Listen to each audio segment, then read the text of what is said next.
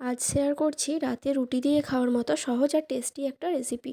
রাতে কী দিয়ে রুটি খাবো সেটা ভাবতে ভাবতেই অনেকটা সময় লেগে যায়, তাই এই রেসিপিটা শেয়ার করছি। প্রথমে তেলের মধ্যে সরু সরু করে কেটে রাখা আলু ভেজে নিয়েছি, তারপর ওই তেলে দুটো ডিম ভেজে নিয়েছি।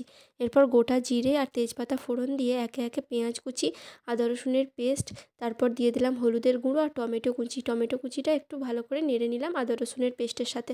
এরপর দিয়ে দিচ্ছি নুন, লঙ্কার গুঁড়ো, ধনে গুঁড়ো, জিরে গুঁড়ো, তারপর একটু জল দিয়ে দিচ্ছি যাতে মশলাটা পুড়ে না যায়। এখন সব মশলা ভালো করে কষে নিলাম।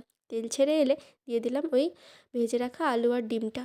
এখন ওটাও ভালো করে কষে নিয়েছি একটু। ওপর থেকে ধনেপাতা কুচি দিয়ে পরিমাণ মতো জল দিয়ে দিলাম। যেহেতু এটা খুব ঝোল হবে না, বসা বসাই হবে, তাই জলটা পরিমাণ বুঝে দেবে। এখন দেখো সব সেদ্ধ হয়ে গেছে। একটু স্প্রিং অনিয়ন আর একটু ধনেপাতা কুচি দিয়ে দিলাম। শীতকাল বলে স্প্রিং অনিয়নটা দিয়েছি, তোমরা না থাকলে নাও দিতে পারো।